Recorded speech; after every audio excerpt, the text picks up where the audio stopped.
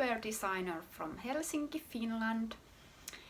If you find my YouTube channel for the first time, let me introduce myself quickly. I have been designing knitwear almost 10 years now, and I have plenty of patterns for sale on Ravelry, and I also have a Payhip store, and my designs have been published in different magazines, Line magazine and Knit Scene. I write patterns in English and in Finnish. Finnish is my mother language.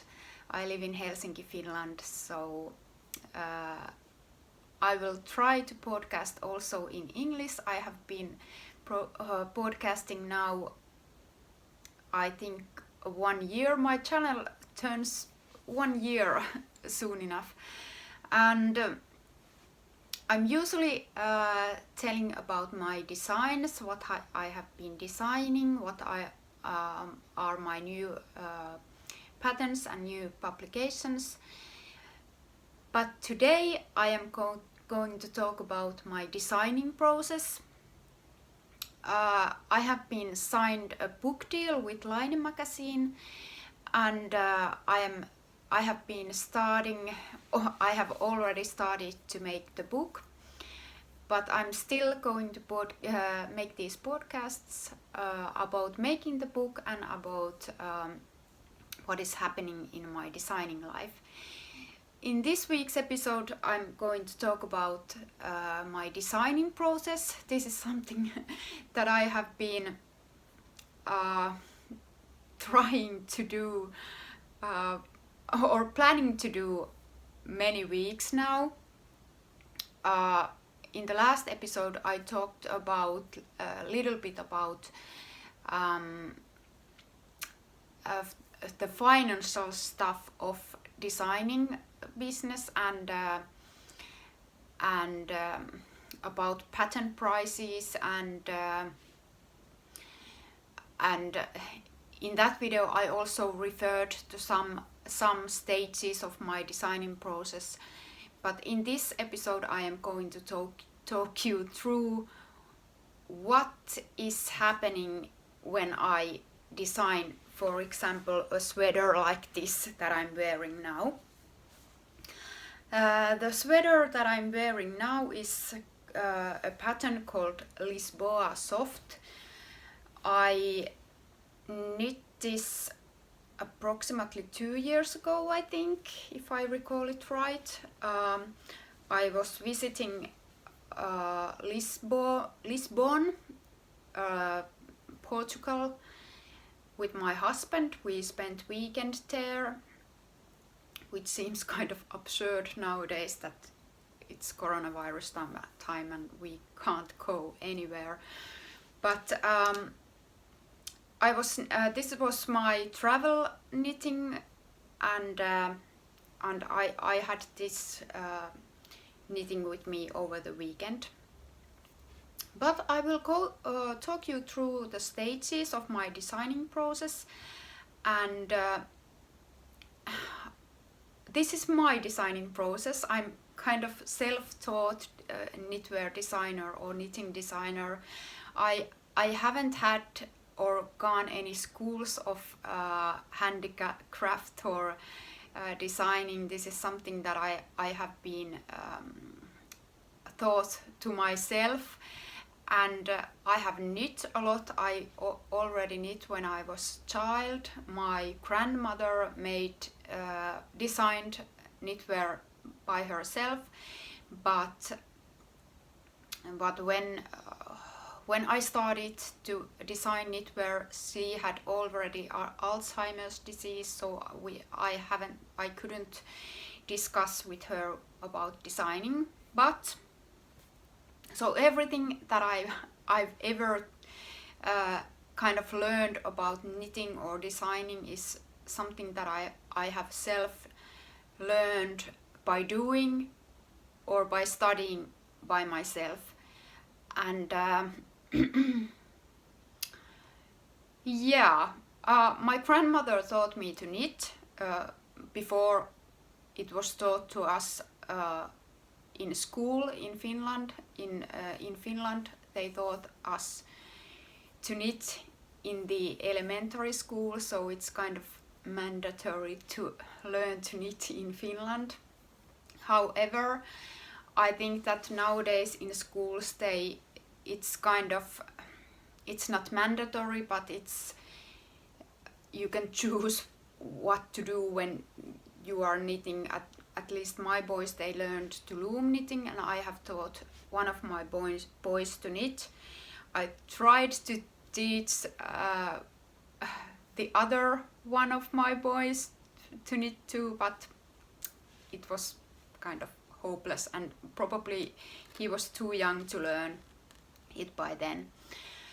But anyway, back to the subject, the designing process. So first I have some idea or inspiration, and where my inspiration will come from is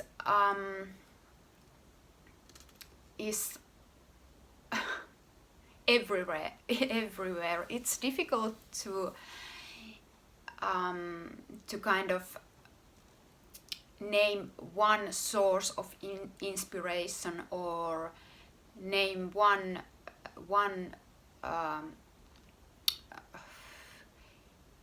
way to get the inspiration. For me, I'm trying always to learn new stuff with knitting, and of course I browse a lot of Ravelry, I browse a lot of Instagram. I kind of draw inspiration of what I see from the current fashion, in a way that I look around what people are wearing nowadays, that we all almost stay indoors. It's the browsing or looking at what people are wearing is happening online mostly. So I try to find sources where I can see what people are wearing nowadays, what kind of outfits they have. Previously, a few years back, I looked a lot inspiration from sewn patterns or sewn garments. I was always thinking how that construction could be knit, or could something some sewn shirts, for example, could they be knit somehow. For example, my overreed design got inspiration of one shirt that I saw in one store. It wasn't a knitwear, it was plain cotton shirt. So I just saw that shirt and was started to think how that could be knit. So that's mainly where I get the inspiration. Recently I have been also kind of finding inspiration of Icelandic knitting. It's the Icelandic wool and lopapei sweaters, lopapeisas in Icelandic. There have been plenty of Icelandic knitting and stranded colorwork knitting, and I have also made some colorwork patterns by myself, and for some reason I don't get that much inspiration from nature itself, but one of my patterns, Frosty Flowers pullover, got the inspiration of those frosty flowers in the winter. I don't know, we have a word for those in Finnish, it's talventörröttäjät, but I don't know, it's frosty flowers. I mean the frozen flowers that are kind of sticking up from the snow. So that was something that inspired me when I draw the pattern for the colorwork pattern for the Frosty Flowers sweater. Yeah, basically I draw inspiration from everywhere, what I see around me. Then, of course, some yarns inspire me. And stitch patterns. I get excited by complicated stitch patterns and stitch patterns that when I see a stitch pattern and I start to think, most of the stitch patterns that I see, I can quite easily tell how it's knit. But some stitch patterns that I can't first figure out how it is knit, I will draw inspiration by those, and I start to study. I make a lot of swatches, and if I get a new yarn, I want to try it with swatches. I get inspiration of yarns, and when I start to knit swatches, I might get a new idea. If I try a new stitch pattern to a new yarn and I figure out that this isn't working, I try another stitch pattern and that is working. I will get idea on the stitch pattern. Then I will just kind of pull the ideas of my head in a way that I want to yarn the stitch pattern and the idea that I have to match in a way that they turn to something that I have kind of imagined in my head. So yarns, stitch patterns, and what I see around me are inspiring me, and I start to make ideas of those. Then of course I'm also thinking the whole concept of the design. I'm thinking about the construction. Is it constructed sideways, top down? I don't usually knit bottom up because I want that people can try their project, their knitting on when they are knitting to see if the sizing is right. So, and that's more easy to do if you are knitting from top down. And most of my patterns are done without seaming, so mostly my patterns are done without seaming, so I really want everything to be unseamed in a way that you don't have to sew your seams. For example, in this design I have picked the sleeve stitches from here, so there are set in sleeves, but they are not seamed in a sense that we usually understand seaming. And this is also a top-down garment. So that's something that I figure out beforehand, before the designing, before I cast on the stitches for the design. If I make a design like here,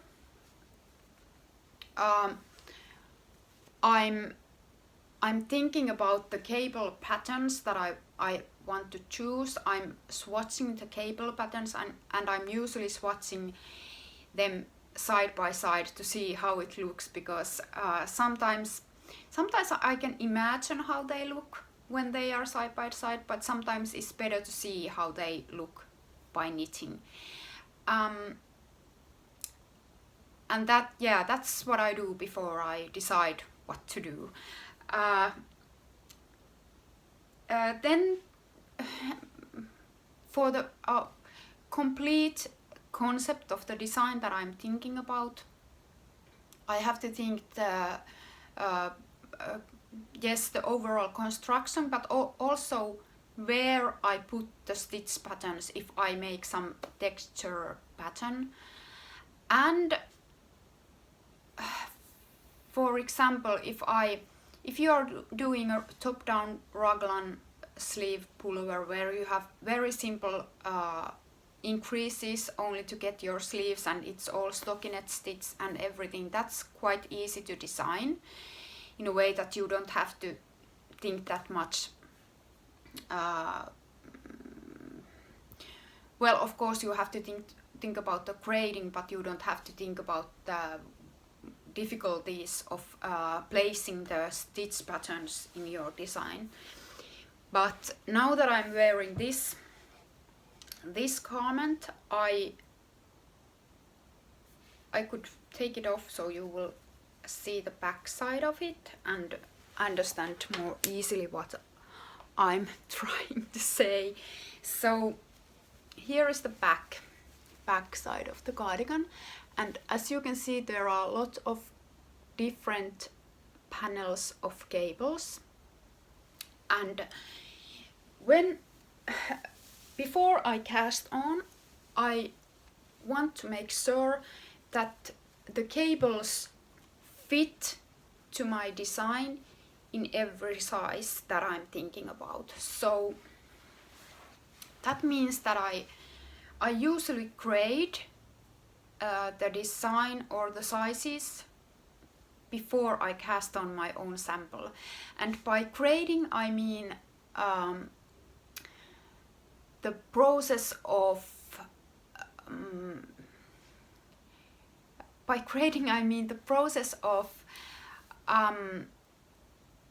calculating stitches for each size. And in a design like this, where you want to put the cable panels, it's more difficult than if this would be a stockinette stitch cardigan. So I have to calculate for each size where to put the cable, how many purl stitches are between those cables, how wide it will grow with all those cables, and how I will grade it in a sense that all the cables will go there. And at the same time I also have to think that, for example, in this I have as this is work from top down, I have increased here for the body to get the underarm kind of shaped as it should shaped. So I have to think all of that in the grading, and that's something that I do even before I cast on, and I think it's especially important with complicated patterns like this. It saves much more time in the end. So if I just would cast on my size of this, it would be much harder to grade it after I have knit, and I don't want to be in a position where I can see that now that I have this much cables here and they don't fit to that size, it's much more difficult to think what to do with the other sizes. So I usually grade after I have the idea, and I'm thinking through the whole pattern in my head before I cast on. And I also usually after I have graded the pattern, I calculate everything. I calculate the stitches for the cross back, for the armhole length, for the sleeve circumference, for the bust circumference, for sleeve decreases, for body shaping. I calculate everything. So before I start to write the pattern.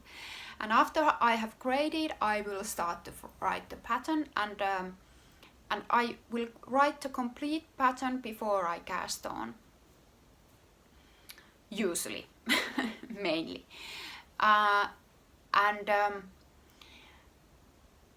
Yeah, I usually do that. Sometimes if it's really easy cast on, I just calculate my own stitches and cast on, but I usually write the pattern before I cast on the stitches for my sample. Yeah, and after I have wrote the pattern, I print the pattern out. I really print it on a paper, because when I start to cast on and when I start to knit, I want the experience to be similar, like someone were knitting with my pattern, and I am knitting with the pattern. Because I can't myself memorize how many stitches I have to cast on for my size and so on. So I will really knit with the pattern, and during that process I am also making notes to that. I usually find mistakes, that there are something missing, or there will be some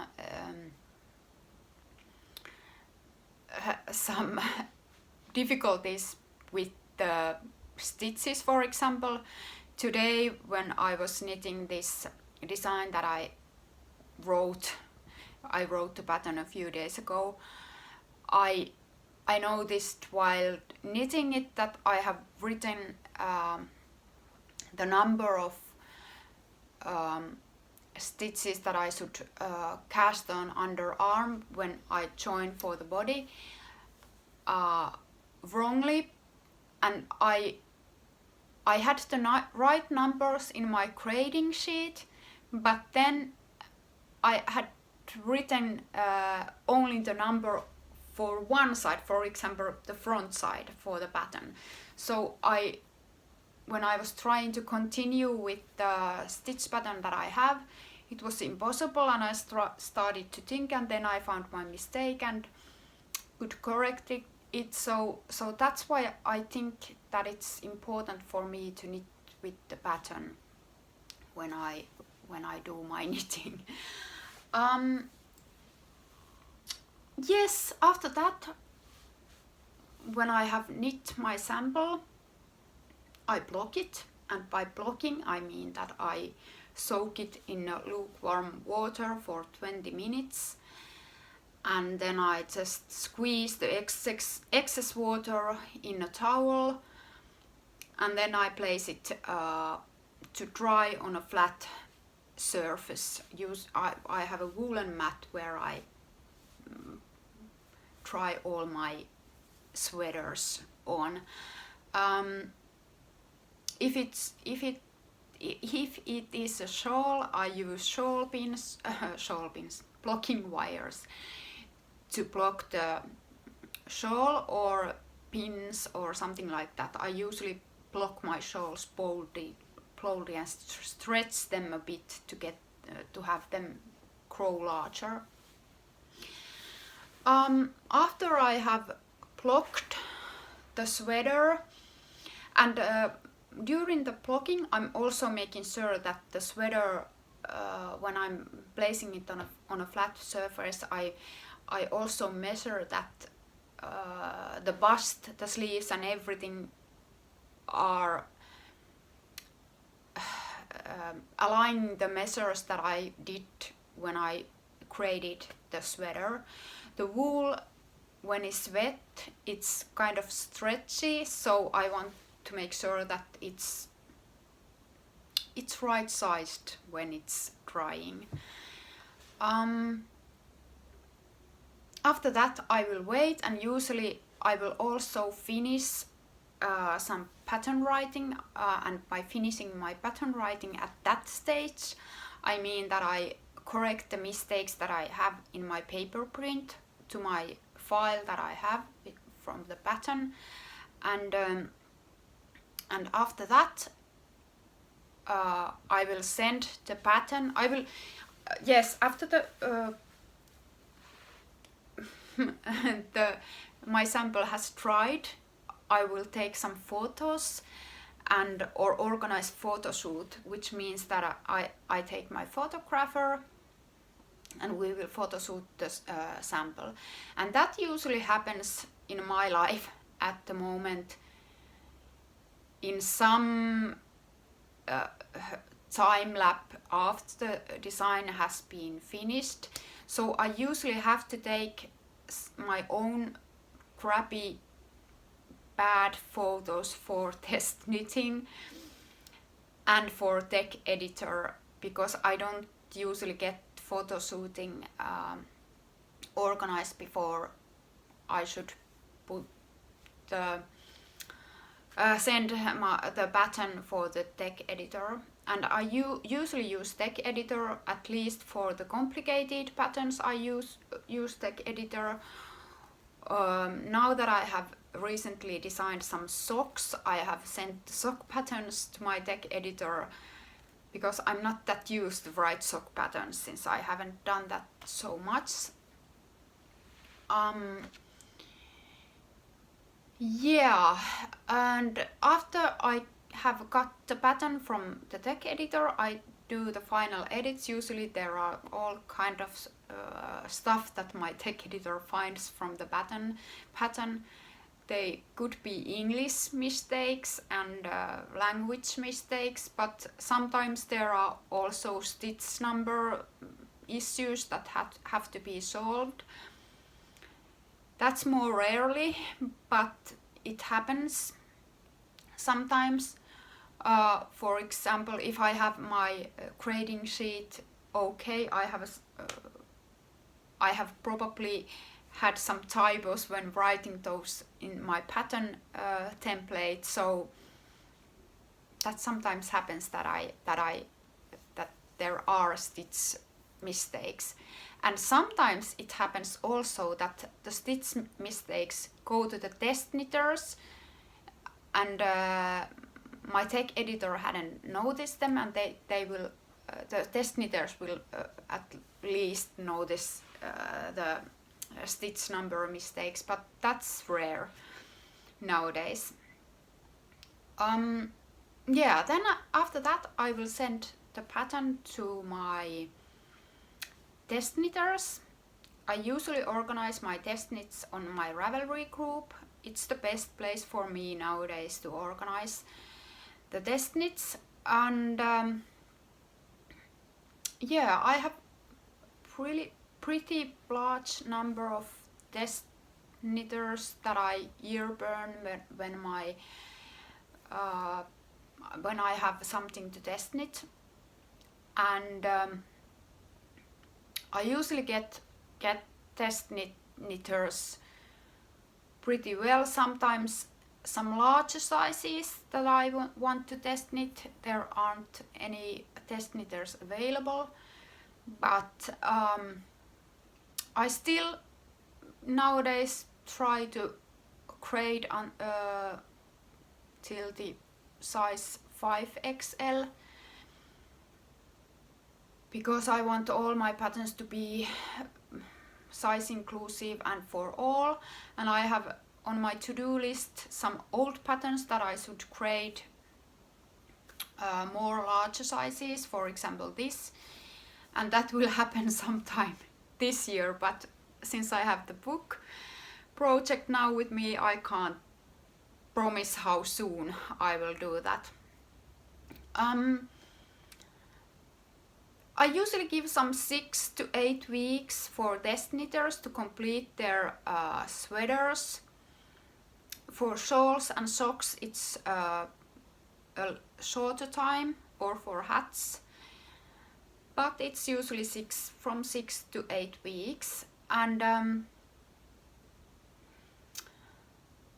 during that time, if I haven't had a photo shoot yet, I will probably photo shoot during the test knitting time, and I can send better pictures for the test knitters too.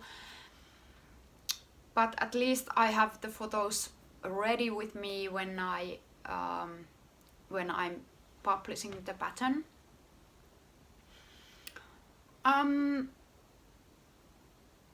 Yeah, and then after test knitting, I still have some finishing to do with the pattern. So usually test knitters find some stuff in the pattern too, and I will usually correct the mistakes or typos or something, make some clarifications for the pattern during the test knitting. I have a file, the main file that I update during the test knits. But also after, when the test knit is almost over and a few days before I've decided to publish the pattern, I also translate it from English to Finnish. I usually write my patterns first in English, and then, even though Finnish is my mother language, I will translate them in Finnish later. Finnish knitting language it's more complicated than English language, I think, and there are much more easier phrases in English language to say some stuff than in Finnish. But during the process of translating the pattern in Finnish, I usually find some mistakes or typos or some words missing or some parts that I should clarify in the English version too. So the translation process from English to Finnish is also important for, in a sense, for the English version too. So it's not something that is done only in Finnish. It helps also the writing of the English pattern. Yeah, and after that, when I have translated the pattern in Finnish, I put everything ready for the Ravelry pattern page and for my Payhip store pattern page. That will usually take a few hours at least. It's mostly copy-paste from the pattern sheet, or the pattern file, but still it takes some time, and then I will publish the pattern. And that's it. And of course after that I have to make all social media posts and stuff like that, but it's part of the business process, I think. It's not part of the designing process or pattern writing process.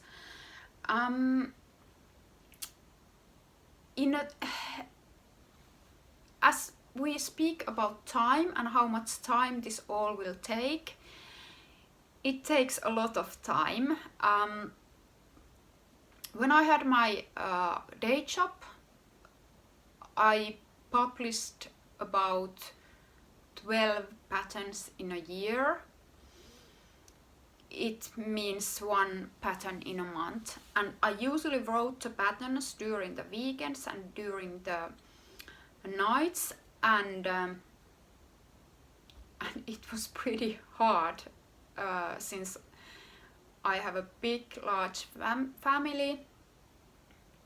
I have 3 kids, and I had a demanding day job, so it was something that I have to do, in a sense that I could change my thoughts about work, away from work, and I had something else to do at nights. But still, I don't recommend it. It's something like, it was really exhausting at the end, and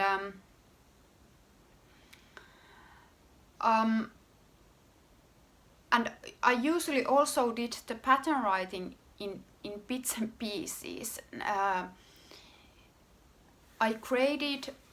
might have created one sweater for like in 5 evenings, or over the weekend in 5 in two different spots. Like for example, I was creating like 3 hours on Saturday and 3 hours on Sunday.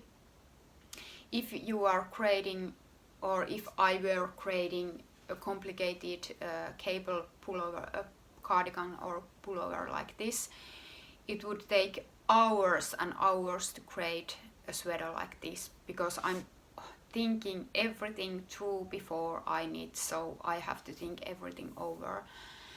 And the pattern writing itself, it took another 6 to 8 or to 10 hours depending on the complexity of the pattern. So it took hours, and after that the knitting, it takes, I haven't actually took time how much time it takes to knit a sweater like this, but I'm guessing that it might be like 30 hours at least. So it's something like, as I said, it took 1 month for me to get one pattern out when I was having my day job. Nowadays, when I can almost do my designing job full time, I can, if there is a simple pattern, I can create and write the pattern in 1 day. But if there is a complicated pattern, I just in the previous episode when I was telling you about the process of the first design that I'm doing for the Line magazine book, it took like at least 2 days for me to swatch and think about the idea that I had, and then I redesigned everything because I didn't like how the yarn behaved with the stitch pattern that I had in mind. So I had to redesign, and it took at least 4 days for me to get to kind of think the design through, and after that the grading and the pattern writing took at least 2 days because I had to do it twice. So it's a lot of time. It doesn't happen in one night, or it doesn't happen in one night. If you have any questions about my designing process or about designing itself, please ask. I probably couldn't tell you all that I really do because I probably forgot something. So please ask. I can reply, or I can make another episode in which I reply to your questions. So you are free to comment and ask if you have something to ask. And all the important links for my pattern pages are in the description box below this video. I will put also the link for this sweater, and the sweater that I have here background is my Hollows pullover that I published last week. So yeah, you can find it that too. I hope I didn't forget anything important, and please ask if you have anything to ask. And thank you for watching. See you next time. Bye.